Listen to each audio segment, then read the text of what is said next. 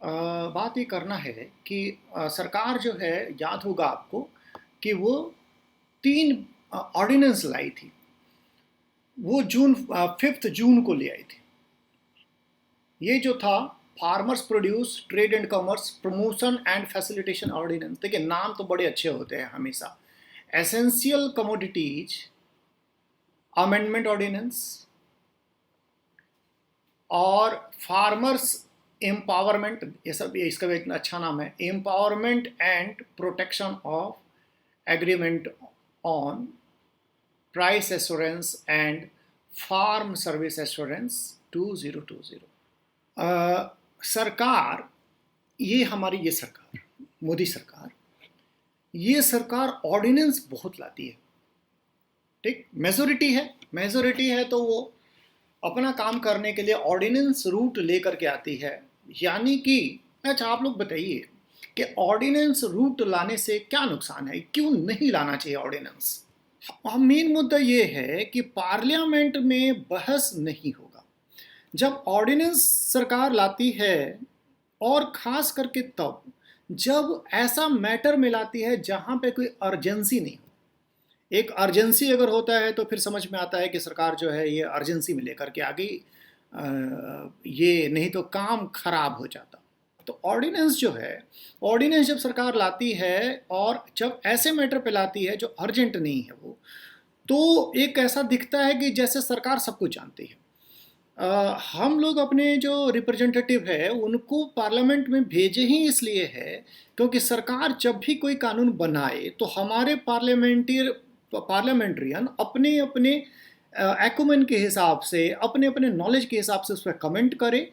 और कई बार ऐसे कमेंट्स में कई बार ऐसी बातें सामने आती है जो सरकार जो होती है, सरकार के नज़र से जो निकल रहा होता है, वो बातें सामने आ जाती है। तो सरकार ऑर्डिनेंस रूट जब लाती है तो ऑलरेडी वो कानून को पहले ही लागू कर देती है और उस पर जो डिस्कशन होता है नहीं होता है। अब जब इसके बाद पार्लियामेंट आकर के बैठती है और सरकार इस ऑर्डिनेंस को पार्लियामेंट से पास कराना चाहती है तो वहाँ पे डिस्कशन होता है। लेकिन चूंकि लॉ पहले ही लग गया है तो कई बार सरकार किसी भी तरह से चाहती है कि इसको पार्लियामेंट का अप्रूवल इसको दिलवा दिया जाए। जैसे कि इस बार हुआ, राज्यसभा में ऑपोजिशन का डिमांड था कि डिवीजन कराया जाए, यानी वोटिंग कराया जाए, लेकिन उसको राज्यसभा में नहीं सुना गया। तो सरकार जो है वो किसी भी तरह से फिर चाहती है कि ये ऑर्डिनेंस ये हाउस में पास हो जाए, या क्योंकि वो ऑलरेडी कानून तो बना चुकी है। और अगर वो कानून गिर जाता है, खास करके इसके चांस हमेशा राज्यसभा में ही रहते हैं क्योंकि लोकसभा में तो सरकार का हमेशा ही मेजोरिटी होता है। तो राज्यसभा में अगर एक ये ऑर्डिनेंस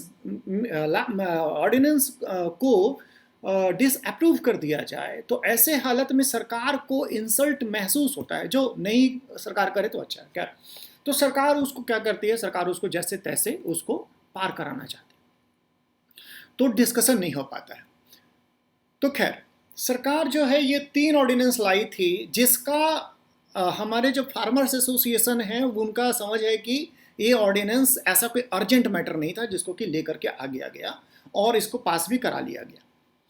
तो इसमें अभी क्या है, फार्मर्स एसोसिएशन जो है वो विरोध कर रहे हैं कई जगह के। हम इसको बता दे रहे हैं आप लोगों को कि इसमें क्या है, इसमें कोई भी पैन का कार्ड होल्डर जो होगा वो फार्मर्स का प्रोड्यूस खरीद पाएगा।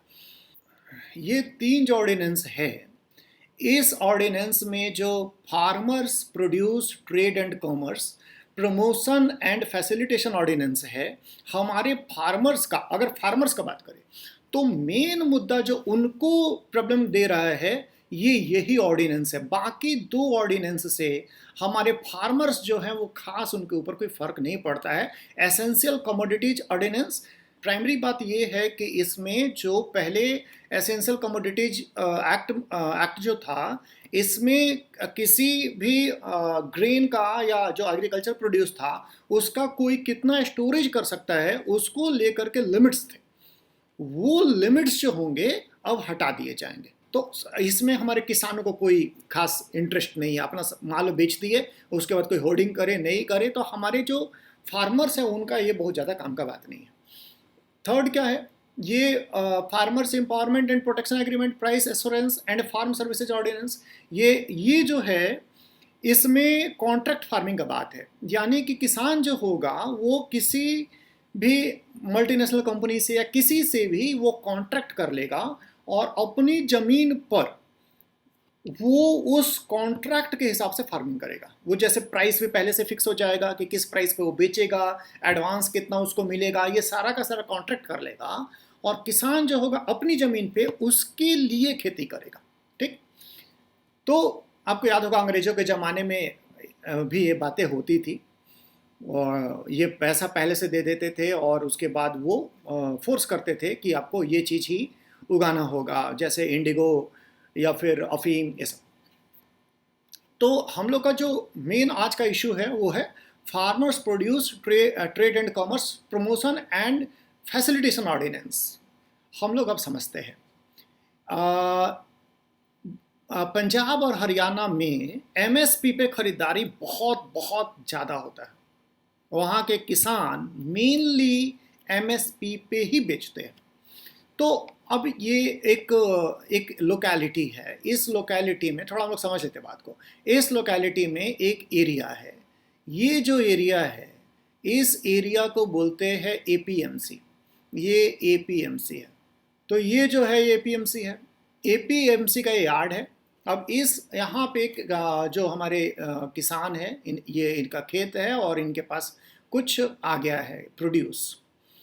तो अभी क्या है, अभी तक जो कानून है उस कानून के अनुसार ये जो हमारे फार्मर्स है इनका प्रोड्यूस को कोई भी एपीएमसी में ही खरीद सकता है। देखिए समझ लीजिएगा बात को, जो समझा दे रहे हैं बात। अभी इनका प्रोड्यूस को कोई एपीएमसी में ही खरीद सकता है। तो अब इससे क्या है, अच्छा, और दूसरी बात कि एमएसपी से नीचे नहीं खरीद सकता। ये मिनिमम सपोर्ट प्राइस जो गवर्नमेंट डिसाइड करती है, सेंट्रल गवर्नमेंट, ये एमएसपी से नीचे कोई नहीं खरीद सकता। तो इसका मतलब है कि ये इनका जो प्रोड्यूस होगा ये प्रोड्यूस जाएगा एपीएमसी में। अब एपीएमसी में जाएगा तो यहाँ पे ऑक्शनिंग होगा। ऑक्शनिंग होगा यानी कि वो यहाँ पे कुछ प्लेटफॉर्म्स बने हुए होंगे। अब ये प्लेटफॉर्म्स जो बने हुए होंगे, ये प्लेटफॉर्म जो जिन लोगों के होते हैं इस एपीएमसी के अंदर में, उनको अड़हतिया बोलते हैं। तो ये क्या है, ये मिडिल मैन एक तरह के। देखिए एक बात समझ लीजिए कि ये जो मिडिल मैन है जिसको बोलते हैं लोग दलाल, अक्सर ऐसा वर्ड यूज होता है, इसको जनरली बहुत ख़राब नज़रों से लोग देखते हैं कि ये अच्छा चीज़ नहीं है। बट जो मिडिल मैन होते हैं वो मार्केट में लिक्विडिटी लाते हैं। हर चीज़ को नेगेटिवली ले लेना, नाम से इनको हटा दो, तो ये जो है ये मार्केट में लिक्विडिटी लाते हैं। फिर से बता रहे हैं, लिक्विडिटी लाते हैं। ये जो है यहाँ पे अगर ये हमारे किसान यहाँ पे है तो इनको ये खेती कर रहे हैं, ये खेती कर रहे हैं। अब खेती कर रहे हैं, अब खेती अभी बेचेंगे तब तो इनके पास पैसा आएगा। अब मान लीजिए इसी बीच में इनको एक ट्रैक्टर खरीदना हो, बैंक का भी लोन हो ही सकता है, लेकिन ये पॉसिबिलिटी है कि कोई अब सोच रहे हैं कि इस बार प्रोड्यूस बेचेंगे तो ट्रैक्टर खरीदेंगे, ऐसा सोच रहे हैं, बेच करके खरीदेंगे। तो इस बार तो ट्रैक्टर का यूज नहीं कर पाए। जस्ट हम एग्जांपल ले रहे हैं। यहाँ पर एक क्या है कि एक अड़तिया है। वो अड़तिया क्या होगा, ये ऐसे लोग बहुत नेगेटिव हो जाते हैं बातों में। ये अड़तिया हो ही सकता है कि इसको ये पैसा दे दे, पहले ही पैसा दे दे कि लो ट्रैक्टर का पैसा ले लो, जब तुम प्रोड्यूस बेचेगा तो हमको पैसा दे देना। ये गाँव में और क्या अनसिक्योर्ड, बैंक में जाएंगे तो सिक्योरिटी देना पड़ेगा, कई सारे पेपर वर्क करने पड़ते हैं। ये बिना किसी सिक्योरिटी के पैसा ला करके दे देगा। अब ये दे देगा तो मार्केट में फिर से बोल रहे हैं लिक्विडिटी जो है वो यहाँ पे आ गया। अगर आप इस अड़तिया को खत्म करना चाहते हैं तो आपको कोई अल्टरनेट चैनल बनाना पड़ेगा ताकि फार्मर्स को अगर पैसा का जरूरत है तो पैसा की जरूरत मिल जाए। हमारी सरकार जो बात बोल रही है कि हम मिडिल मैन को खत्म कर देंगे। अब मिडिल मैन को खत्म कर देंगे तो यानी कि ये सिस्टम खत्म हो जाएगा। अब देखिए विरोध कैसे होगा। तो ये जो ग्रुप है अड़तिया ग्रुप, ये अड़तिया ग्रुप कई बार बड़े बड़े फार्मर्स होते हैं। ये जो होंगे ये विरोध करेंगे, बड़े फार्मर्स भी विरोध करेंगे। बताइए अड़तिया और कई बार बड़े फार्मर्स भी होते हैं, तो ये विरोध करेंगे। हम सबका दिखा रहे हैं कि कैसे कैसे ये क्यों इसके अगेंस्ट में मामला हो जा रहा है। तो अच्छा, अब क्या होगा कि आप समझ के बात को कि ये मिडिल मैन जो होते हैं दिखने में खराब दिखते हैं, लेकिन रियलिटी में इनका वर्क है, ठीक ना? ऐसा नहीं है कि बिल्कुल नहीं है।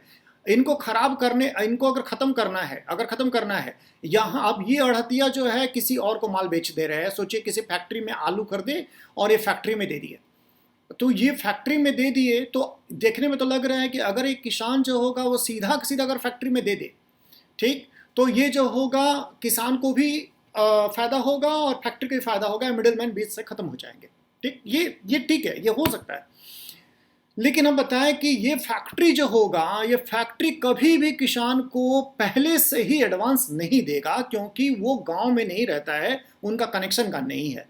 तो ये बातें जो लोकल कनेक्शंस हैं, इसको सरकार इग्नोर कर रही है। हाँ, ये फैक्ट्री को तो फायदा हो रहा है, क्योंकि इसको मिडिल मैन सीधा किसान से अगर सरकार कांटेक्ट करा देगी, तो ये फैक्ट्री को फायदा है, किसान को भी फायदा है, मिडिल मैन का हटा दीजिए। सरकार का जो कहना लिया हम दिखाएंगे, मामला इतना आसान भी नहीं है। आगे देखते हैं। अब क्या है, ये जो होगा सामान लेकर के यहाँ पे आएगा, इसका प्लेटफॉर्म पे, इसका सफाई होगा और यहीं पे ऑक्शन होगा। ऑक्शन जो होगा वो एमएसपी से ऊपर ही होगा, ठीक। अगर मान लेते हैं कि सोचिए पर क्विंटल 1000 रुपये, तो पर क्विंटल अगर 1000 रुपये का अगर दाम है, तो यहाँ पे कई लोग खड़े होंगे, वो बोलेंगे कि 1200, 1300, ये इस तरह से चलेगा। अब क्या होगा, वहाँ पे अगर 1000 में तक बोली जाता है तब तो वो बिकेगा सामान, लेकिन उससे नीचे बिक ही नहीं पाएगा। यानी गवर्नमेंट एश्योर कर दी है कि तुम्हारा प्रोड्यूस पहले से ही, फार्मर को पता है कि मेरा प्रोड्यूस इससे कम है तो बिकेगा नहीं। तो वो जो होगा, अगर बाई चांस कोई लेने वाला नहीं आता है, फैक्ट्री वाले आए हुए हैं यहाँ पे, आए हुए हैं, कहाँ, किसके पास आए हुए हैं, ये अड़हतिया का जो प्लेटफॉर्म है, यहाँ पे आए हुए हैं, यहाँ से खरीद करके ले जाने वाले अभी। तो ये जो फैक्ट्री वाले हैं, ये फैक्ट्री वाले अभी फिलहाल 1000 से नीचे नहीं खरीद पाएंगे। अगर फैक्ट्री वालों को पसंद नहीं आ रहा है कि हम 1000 नहीं देंगे, तो एफसीआई जो होगी, एफसीआई उस माल को 1000 रुपये में लेगी, ठीक। तो वो जो होगी वो 1000 रुपये में लेगी और वो अपना एफसीआई का गोडाउन में वो रख लेगी। तो एफसीआई भी यहाँ से खरीदारी करती है, एमएसपी पे करती है, अगर रेट ज़्यादा चल रहा है तो उसमें ज़्यादा में भी कर सकती है। तो इस तरह से ये यहाँ पे रहेगा। अब एफसीआई में जो रहेगा उसका क्या करेगी सरकार जो ये जो राशन कार्ड वगैरह होता है वो एफसीआई से ही सप्लाई करती है, तो वो यहाँ से वो उठा करके राशन कार्ड वालों को दे देगी। चलिए, अब क्या है कि अभी क्या बात किए हम लोग, बात किए कि किसान अपना सामान, फूड ग्रेन्स, अपना produce, agriculture produce market committee यहीं पे ले जाकर के बेच सकता है। समझिएगा बात को, यहीं पे ला करके बेच सकता है और यहाँ पर उसको गारंटी रहता है कि एमएसपी से नीचे माल नहीं बिकेगा। चेंजेज क्या हुए? चेंजेज ये हुए कि अब कोई भी किसानों से खरीद सकता है और कहीं भी खरीद सकता है। यानी अब ये जो होगा, ये फैक्ट्री वाला, समझ लीजिएगा बात को, ये फैक्ट्री वाला सीधा का सीधा किसान के खेत में आएगा और यहीं से माल उठा लेगा। देखने में तो अच्छा लग रहा है, ठीक, कि ये माल उठा लेगा, यहाँ से माल उठा लेगा। क्या ये बीच का अड़हतिया हो गया गायब? किसानों को नेचुरली, समझ लीजिएगा, नेचुरली ज़्यादा पैसा मिलेगा, क्योंकि बीच में अड़हतिया का कमीशन सरकार जो खत्म कर दिया है, ये सीधा का सीधा यहाँ से उठ करके फैक्ट्री में चल जाएगा और अड़हतिया को बीच से सरकार बाहर कर दी। लेकिन हम बताएं, एक प्रॉब्लम आ गया कि फैक्ट्री कभी भी इसको एडवांस नहीं देगा। अगर बाई चांस के घर में कोई बीमार हो जाता है और उसको ऑपरेशन का जरूरत है, तो ये फैक्ट्री से तो पैसा नहीं ले पाएगा। तो कनेक्शंस को तो आप तोड़ दिए, कॉरपोरेट के हाथ में सब कुछ डाल दिया, ठीक है। तो एक मुद्दा हो गया हमारा। आप देख लीजिए डिसरप्शन कहाँ पे है। अड़हतिया लोग विरोध करेंगे ही करेंगे। मान लेते किसान नहीं विरोध करेंगे, मान लेते नहीं करेंगे, क्योंकि उनको तो फायदा है। तो सब किसानों को फायदा है, तो फिर किसान क्यों विरोध कर रहे हैं? ये एक मुद्दा उठता है। आप दिखा रहे हैं आप लोगों को कि किसान क्यों विरोध कर रहे हैं। आप इसको समझिएगा ज़्यादा अच्छा से।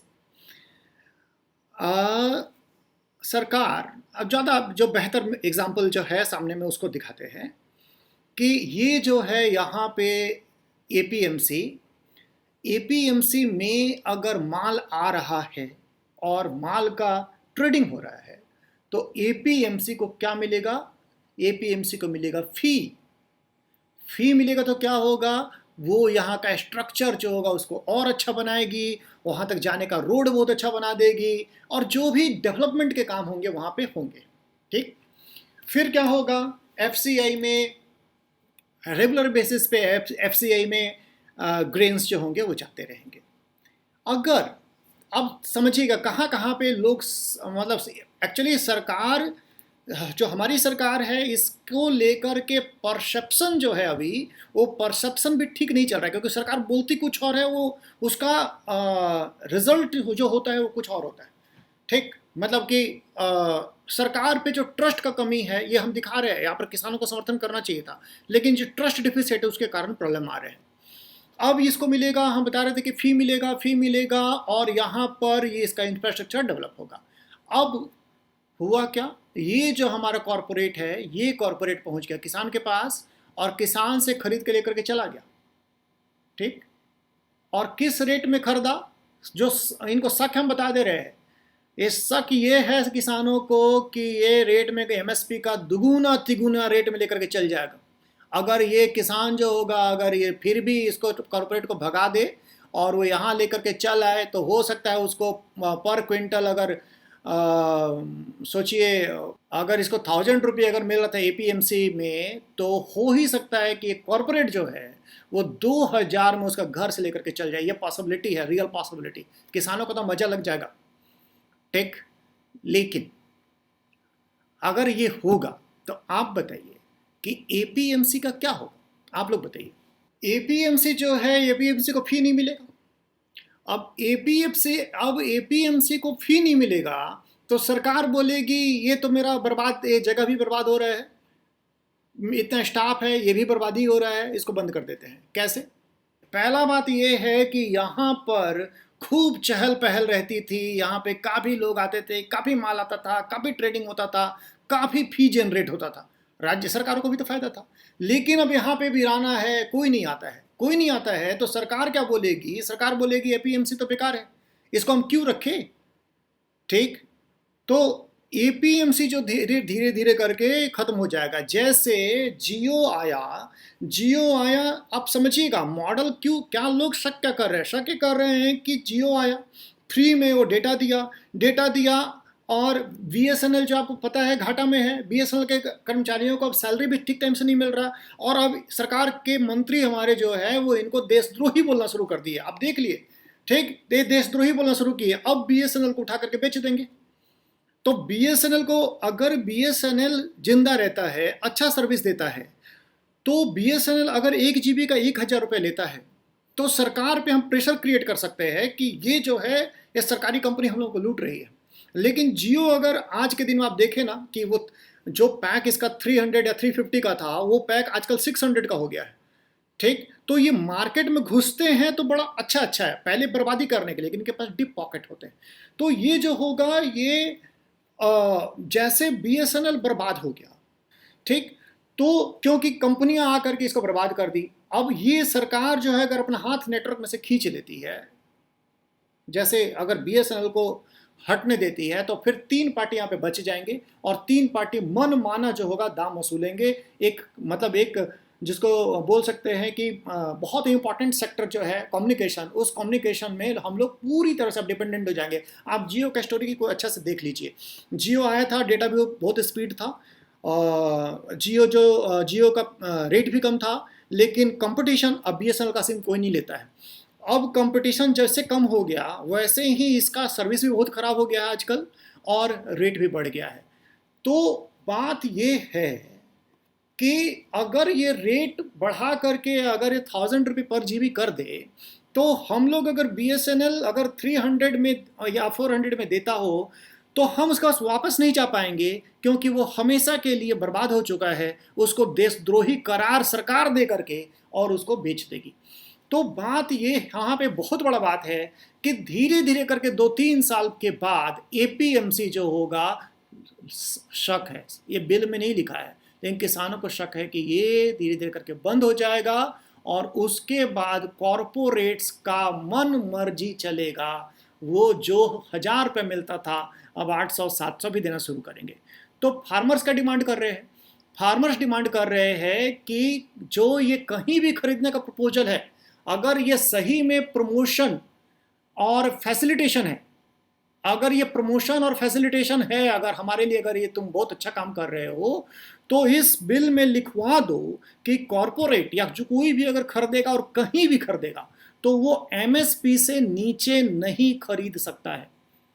ठीक, अगर ये बात लिखवा दिया जाए कि एमएसपी से नीचे नहीं खरीद सकता है, तो ये जो होगा ये सक्सेसफुल। तब वो बोल रहे कोई ऑब्जेक्शन नहीं है, क्योंकि कॉरपोरेट बाद में भी कॉरपोरेट फोर्स किए जाएंगे कि आप एमएसपी में तो आपको खरीदना पड़ेगा। लेकिन सरकार ये बात उस बिल में नहीं लिखवा रही है कि इसको एमएसपी पे ही खरीदना पड़ेगा। यानी अभी तक ये रूल था कि मंडी में ही बिकेगा और एमएसपी से नीचे नहीं बिकेगा। अब रूल बन गए हैं एमएस की मंडी से बाहर भी बिकेगा और जरूरी नहीं कि एमएसपी पे बिकेगा। और यहीं पे ये लोग हमारे जो किसान हैं वो बिल्कुल अलर्ट हो गए हैं कि इसका मतलब वो जो घटनाएं हुई हैं पास्ट में उसको लेकर के अलर्ट हो गए हैं कि ये भविष्य के लिए लगता है ये बढ़िया नहीं है।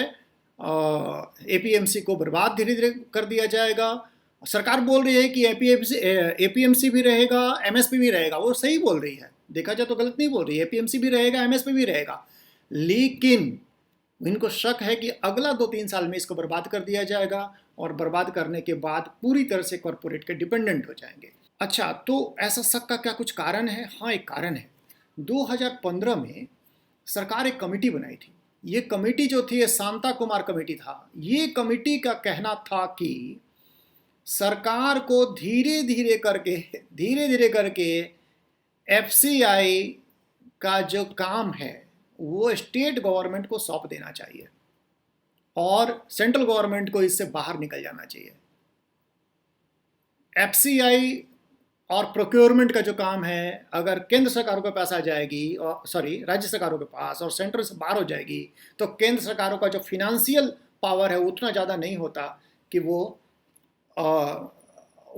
इसको संभाल पाएंगे। तो आप देख लीजिए, मतलब कि किसानों को शक है कि एपीएमसी बंद होगा और ये भी कि एफसीआई भी धीरे धीरे करके वो जो सिस्टम चल रहा है एफसीआई वाला सिस्टम, इसको भी क्लोज कर दिया जाएगा।